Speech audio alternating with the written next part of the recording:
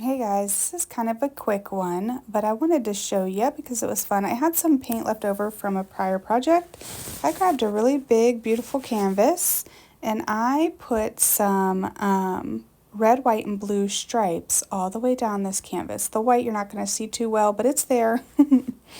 And I was using red, white, and then I was mixing that blue and gray that you see on the paper on the plate to get this pretty blue color. So you'll kind of see me go back, and once I get the color I like, I kind of go back and touch it up. But we're gonna do this all the way down. And I thought about putting like a, oh, what's that called? Like a stencil over top of this, and I still might do that. But for now, you guys, I'm using it as like a background for my Americana patriotic type crafts. And I think it's really beautiful. It's super simple. And like I said, I might add something to it later. But for now, I think this is super cute, works, and very easy to do. And it used up that extra paint I had poured that would have otherwise gone to waste.